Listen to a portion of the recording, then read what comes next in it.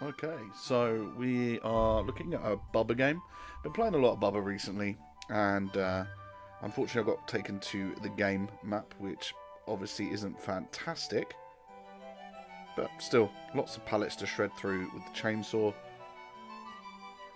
and unfortunately keep getting weird audio issues, so I'm currently using Overwolf, or Outplayed as it's better known, to record my games so I don't have to actively record the games themselves before, after, or during.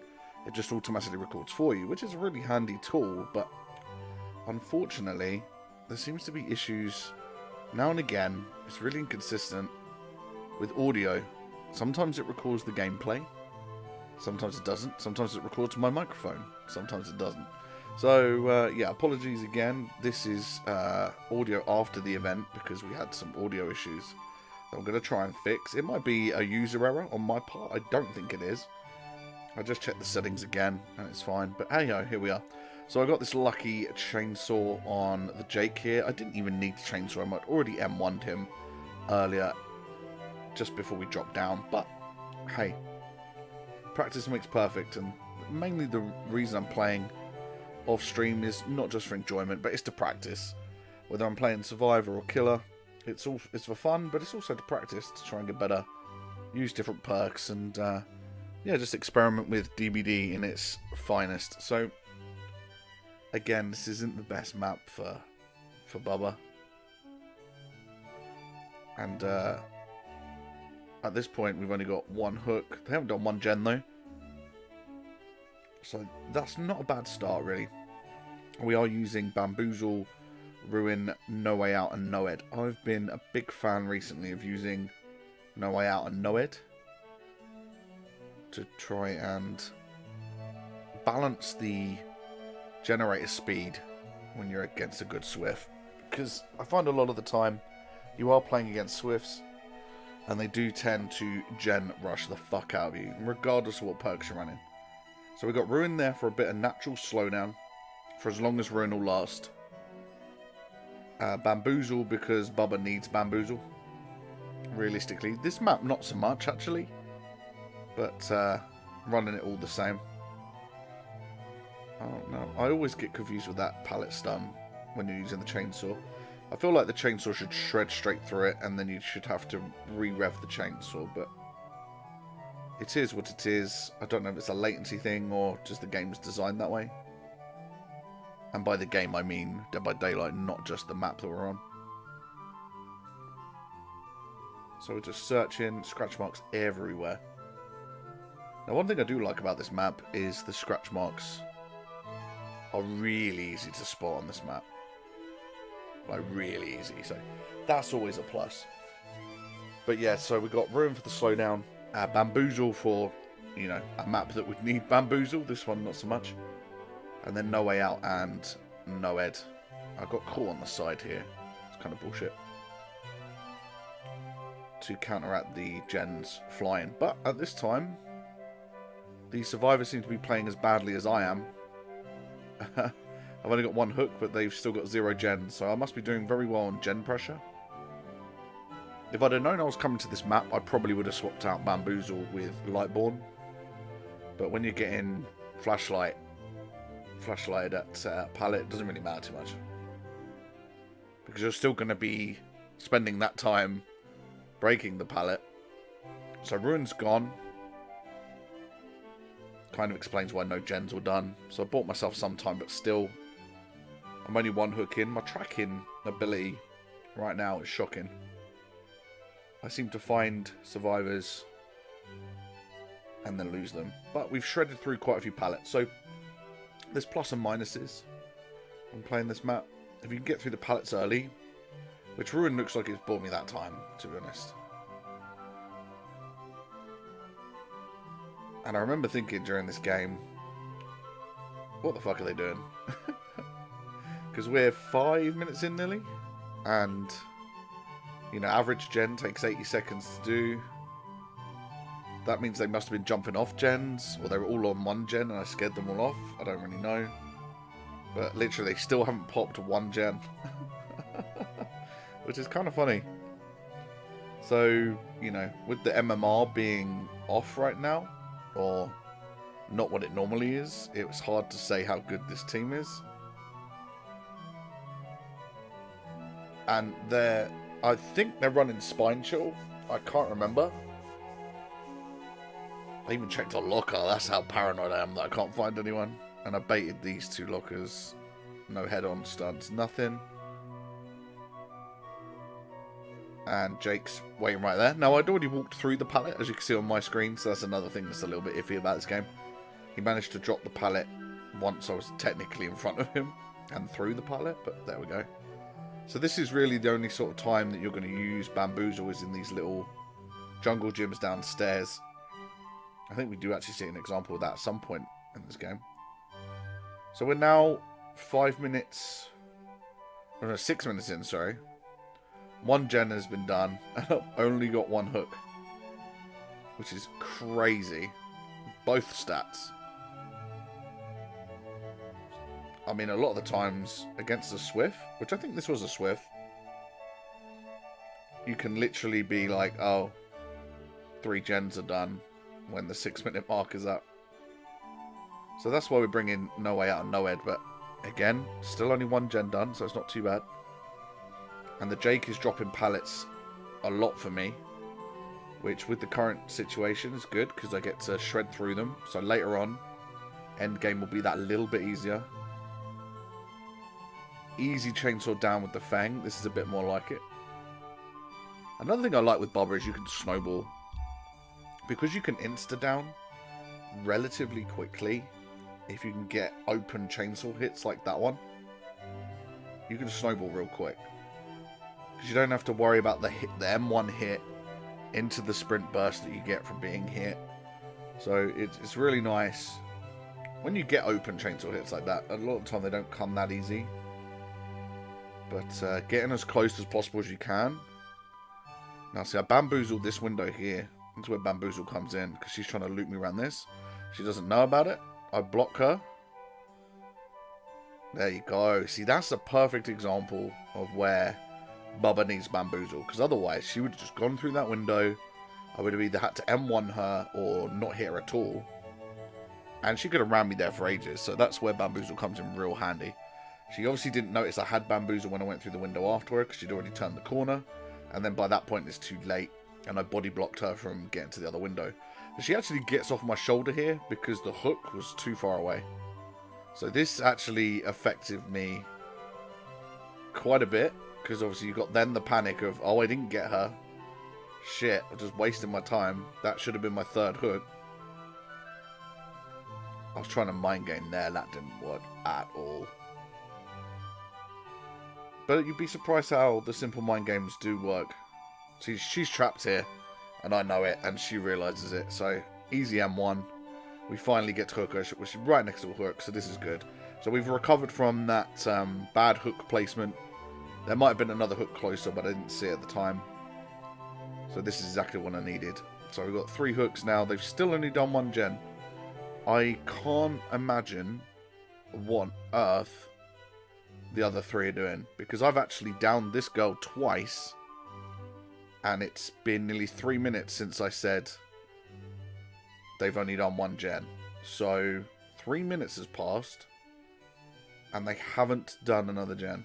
This is insane. Absolutely insane. Now, whether they're not actually a Swift and they're solos, there's that theory. So if they're solos, that means they're not on comms. But to think that one person hasn't done a gen by this point, like one out of 3, because obviously I was chasing this Fang here, and unfortunately tunneling at this point, but I didn't see the person healing her, so I kind of didn't have any choice. Decide to eat a DS if she's got it. No DS. Okay, that's good. Again, don't know where there's a hook. I don't have Agitation or Iron Grasp. I don't think I'm going to make it. I end up just dropping her. I've technically tunneled her anyway. So I think, fuck it. Let's drop her, try and cause some problems. I don't know what was going on with the hook placement. I'll have to check at the end to see if there was any add-ons or anything for that. Now, I could have cut her off then and gone through the window automatically, but I realised that she was going to be baited. So this was a good mind game by me. I knew she was going to vault through the window. So now I've got 2 down and 2 potentially... I mean, 1 gen has popped, so that's good for them. But it's great for me because I've got 2 currently not doing anything, which likely means the other 2 have to come off another gen that they may have started. Scratch marks are so visible in this game. On this map as well. So some of the maps not so much. Oh, head-on stun. Okay. So potentially a lot of people just hiding in lockers, which could explain the lack of gens done in this time frame. Now I think most of the pallets have been shredded here. She actually gets me perfectly timed stun, so that fucks me up. I was hoping to catch it where I just shred the pallet instantly. Didn't happen, but there we go. Such is life in DBD. But again, this map is great for reading scratch marks. So I tried to mind game there. It worked. She ran into me. I decided to M1 her. Mainly out of reactions. I wasn't actually expecting her to run headfirst into me. I did expect her to keep running. I didn't think the mind game was going to work there. So I could have probably chainsawed her. But there we go. Long M1 hit. Catch her just before the pallet. That's great. She shakes her head no, which is crack ups because I clearly did M1 her. Don't know why she thinks that's not a hit, or why she's unhappy with the hit, but there we go. So there again, so we've still got 3 gens, and we're nearly halfway through the hook cycle.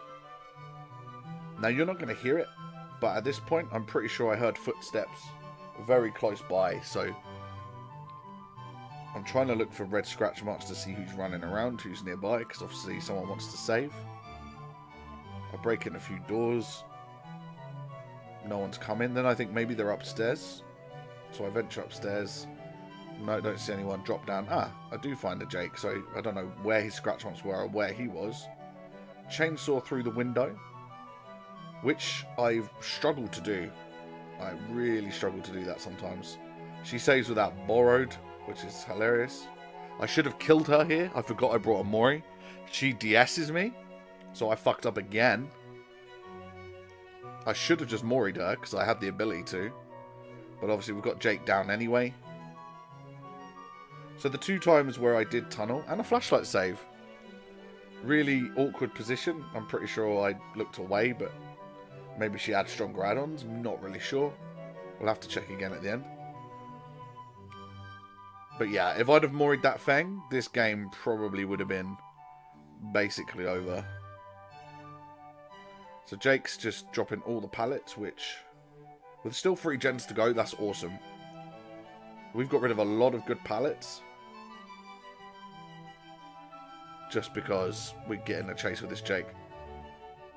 And none of the others really have made it 2 pallets, so it is kind of just this guy. So because of the amount of gens, and now I'm respecting the pallet because I know he drops it, which is my mistake.